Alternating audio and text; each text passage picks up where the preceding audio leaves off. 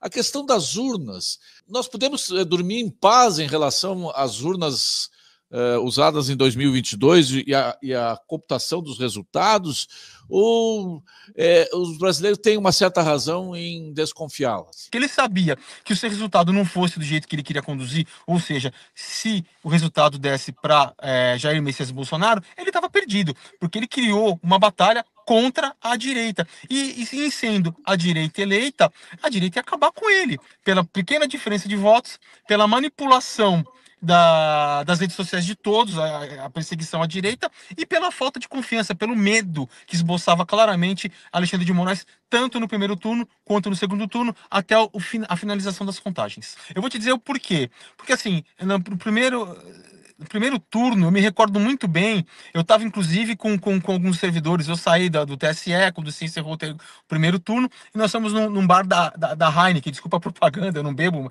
mas no próprio aeroporto de Brasília, e eu recebi uma ligação da secretária de comunicação, que era a Gisele Siqueira, pedindo pra gente ir pra lá, que o ministro tinha chamado, que tinha uma festa de comemoração, isso e aquilo, para poder ver. Então, o que eu vi? Eu vi que teve uma comemoração. Nós fomos para lá, uma comemoração pela entrega do primeiro turno. Porém, o que eu percebi um pouco antes disso, que era, enquanto estava sendo apurado um pouco antes, um certo medo, o ministro ele não estava confiante. Ex-assessor de Moraes, ali dentro do TSE, resolve finalmente falar sobre as urnas eletrônicas e sobre o processo eleitoral das últimas eleições para presidente em 2022. E vejam só o que ele tem para falar aqui, pessoal. Em primeira mão, nós vamos trazer aqui. Olha só que absurdo, pessoal. O Brasil fica de queixo caído com mais essa bomba. Preste atenção, o ex-assessor do Alexandre de Moraes, que trabalhou no processo eleitoral, na apuração, em tudo ali de 2022, vai trazer revelações sérias. Confira esse vídeo aí, dá um like nesse vídeo. Se você não está inscrito neste canal aqui, tá perdendo tempo, porque aqui nós trazemos notícias que são realmente relevantes. Veja aí o Eduardo Tagliaferro falando tudo ali na Rádio Mais Brasil. Confira. Ô, Tagliaferro, uma dúvida que todo mundo tem, tu estavas ainda que não, eventualmente não tenha passado por ti, mas tu deve ter ouvido, a questão das urnas. Nós podemos dormir em paz em relação às urnas usadas em 2022 e a computação dos resultados, ou os brasileiros têm uma certa razão em desconfiá-las? Deixa eu aproveitar e emendar uma pergunta fundamental aqui, só um minuto, que diz respeito à questão da possibilidade técnica de rastrear o código-fonte das urnas usando sistemas.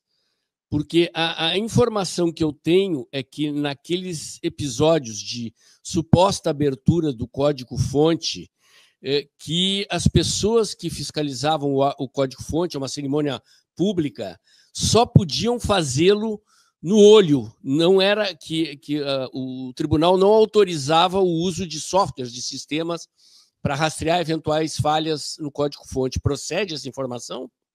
Bom, eu não posso te falar de urnas, dessa questão que você me falou agora, justamente porque não era da minha área. Ela tinha uma secretaria própria para isso, que era a Secretaria de Tecnologia, inclusive ficava em um prédio apartado do próprio Tribunal Superior Eleitoral, tá?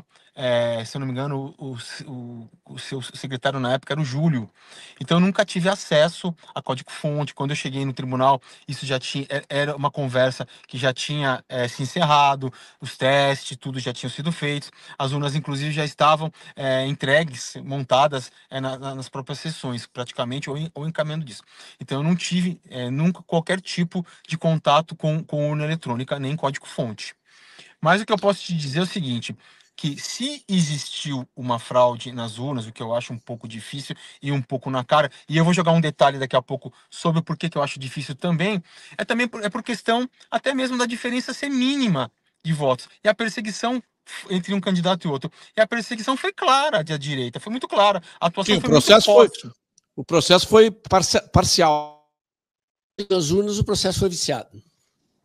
Eu não sei se foi viciado das urnas. O que eu posso dizer é o seguinte... Foi viciado mesmo que não tivessem mexido nas urnas. Aí eu já vou encaminhar... A urna foi nosso menor problema, talvez. O processo como foi conduzido... Exatamente.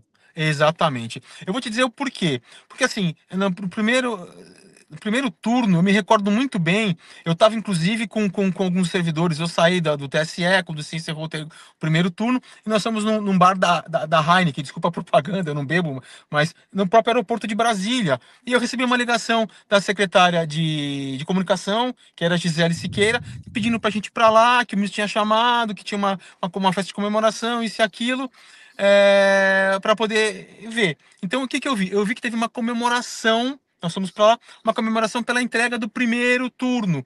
Porém, o que eu percebi um pouco antes disso, que era, enquanto estava sendo apurado um pouco antes, um certo medo, o ministro ele não estava confiante. Quando você está fraudando, uma coisa, você está confiante que aquilo vai acontecer, que você vai ter o resultado que você espera. E o que eu percebia, ele não esconde reação, ele não esconde sentimentos, vocês podem ver nas próprias audiências que ele é um cara que ri mesmo, que fala mesmo, ele é um cara explosivo.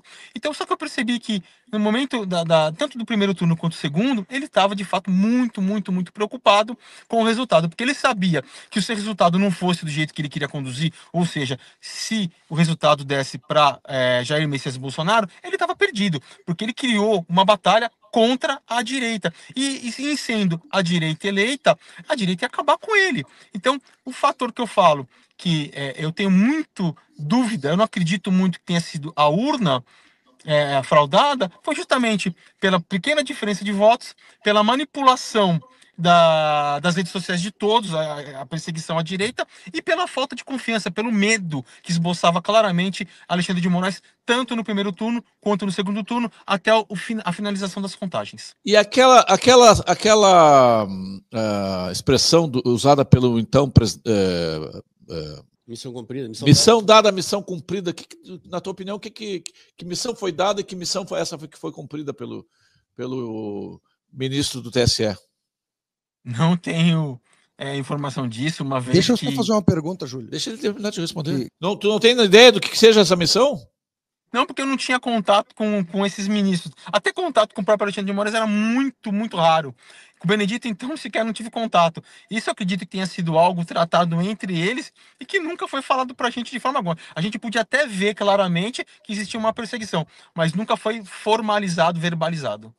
Eduardo, nós temos acompanhado as tuas denúncias aí e elas, de alguma forma, elas reforçam aquilo que a gente já desconfiava, sabe? De que havia um gabinete paralelo, de que havia uma perseguição sistemática a um espectro apenas da política brasileira, só à direita. Nós vimos isso nas eleições, nós vimos, 96 decisões favoráveis ao Lula, menos de 10 favoráveis ao Bolsonaro. Nós vimos isso durante a eleição, tanto que eu cheguei em determinado momento, lá no programa que eu tinha na outra emissora, a dizer que o nosso menor problema foram as urnas, mas sim o processo. O processo é que acabou sendo problemático. O que acontece é que o Tribunal Superior Eleitoral, no período das eleições de 2022, ele fez parceria com diversas organizações, né? Com universidades, com checadores, com outras instituições, justamente para estar monitorando as redes sociais e verificar o que tinha e o que não tinha. Eu não tinha muito familiaridade com isso, porque isso ficava com outro servidor meu, dentro do meu gabinete. Mas o que seriam essas parcerias? Eles estariam monitorando possíveis fake news de verdade, tanto de direita, quanto de esquerda, quanto de centro, na verdade, de nenhum polo político, mas sim notícias que a gente intitulava fake news. Porém, o trabalho executado por eles foi um trabalho totalmente diferente. Eles, pelo que eu vi, pelo que eu recebi na minha assessoria, eram trabalhos de monitoramento e de busca somente da direita. No período que eu fiquei dentro do Tribunal Superior Eleitoral, sequer entrou um pedido referente à esquerda. Todos. Eu sou unânime em dizer que todos os pedidos recebidos na Assessoria Especial de Enfrentamento à Desinformação eram do espectro político da direita. E desafio o Tribunal Superior Eleitoral a apresentar, confrontando com o material que eu tenho, que é de época, né, contemporâneo, que exista de fato alguma coisa de esquerda que não existiu.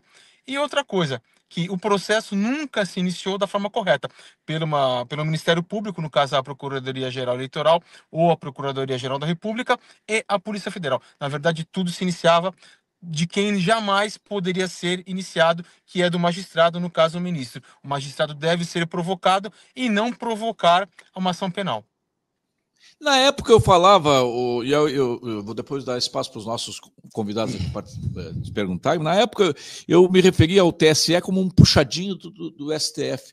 E agora eu vejo que eu tinha razão, porque tu eras funcionário do TSE, mas tu cumprias missões dadas pelo STF, não só tu, os demais ministros auxiliares faziam o trabalho para o STF, era isto? Bom, na verdade, não existia para nós diferença entre Tribunal Superior Eleitoral e Supremo Tribunal Federal.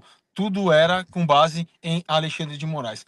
Tem até uma frase que eu divulguei aí, onde o Ayrton Vieira diz o seguinte, que a gente tinha um fator comum no denominador chamado Alexandre de Moraes, ministro. Então ele era do STF e do TSE e coordenava tudo. Na verdade, era tudo um único gabinete. Tagliaferro, em primeiro lugar, parabéns pela coragem, pelo papel fundamental que você está cumprindo na defesa das nossas liberdades. Você se sente seguro na Itália? Você acha que existe algum risco de o governo italiano ou a justiça italiana não darem cobertura para o seu asilo político? Não seria mais interessante para você ir para os Estados Unidos? O deputado Hélio Lopes ontem pediu a inclusão do seu nome, Eduardo, no Programa Federal de Assistência a Vítimas e Testemunhas Ameaçadas, pedindo que você possa ter proteção do Estado brasileiro. Eu não sei se isso é bom, né? Eu não sei se isso é bom ou é ruim, ter proteção do Estado brasileiro por conta das suas denúncias.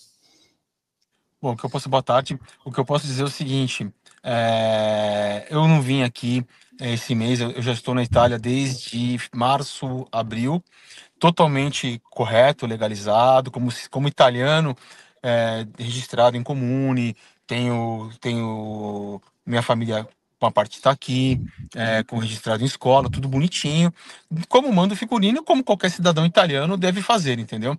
Então, eu já cheguei há um tempo atrás, óbvio que pensando em uma vida aqui e não retornar de fato para o Brasil, porque para mim hoje o Brasil, diante da situação política em que se encontra e com o ministro agindo dessa forma, se tornou um país muito difícil de morar. E graças a Deus eu tenho essa oportunidade como cidadão de estar aqui e eu fiz tudo de forma correta. Mas dizer a vocês que eu me sinto 100% seguro, na verdade, em nenhum lugar do mundo eu me sentiria 100% seguro, porque a gente não sabe quem são e o que pensam as pessoas. Em relação ao governo italiano, né, a gente nunca sabe o que pode produzir. Existe tratado, o Tratado de Roma e outros tratados na Europa, nos quais eles são bem claros. Existe a lei também do denunciante, né, que é muito bem visto aqui na Europa, onde a pessoa que faz denúncia de um crime de uma instituição ou de uma empresa privada, ele tem garantias na Europa, ele não pode ser extraditado, ele não pode ser preso, e ao contrário, ele é recompensado. Espero que, por se tratar de um crime político, o meu, diferente da Zambelli, não é um crime comum, é um crime político, a Itália veja isso com bons olhos e me acolha. A opção de não ter ido para os Estados Unidos em primeiro momento é justamente por eu ter duas cidadanias. A questão do exílio lá é uma coisa muito complicada, porque eu teria que estar sendo renegado, ou melhor, perseguido tanto pelo Brasil quanto pela Itália, o que não acontece. E acredito que isso que foi que motivou tecnicamente, ou seja, de acordo com o direito, a Zambelli sair dos Estados Unidos e vir para cá, porque a gente não tem muitos direitos lá, uma vez que nós já temos duas cidadanias e um país que nos acolha. Porém, a forma que ela fez foi um pouco diferente da minha, e infelizmente ela está aí passando uma dificuldade e esperamos que isso mude. Aqui um ouvinte, tu me permite perguntar aqui, um ouvinte pergunta o que ele sabe sobre a Carla Zambelli e o tal hacker. Bom, isso chegou no gabinete, a pedido de Alexandre de Moraes. Eu me recordo, inclusive, em um dia que eu estava na despedida do Ayrton Vieira, que era o dia já que ele estava saindo do gabinete, e até ele teve um comentário, uma brincadeira, dizendo que o Ayrton Vieira, que era o juiz instrutor do Alexandre de Moraes, ele assinou o mandado de prisão do Alexandre de Moraes de dentro do gabinete. O que eu fiquei sabendo à época é que foi contra a Clara Zambelli, acabou contratando o Walter Delgatti para que invadisse os sistemas do Conselho Nacional de Justiça, alterasse alguns processos e pedisse um mandado de prisão em desfavor do Moraes. Mas isso só passou para mim como informação, não tem qualquer participação da Assessoria Especial de Enfrentamento à Desinformação, isso foi tudo tratado dentro do próprio Supremo Tribunal Federal.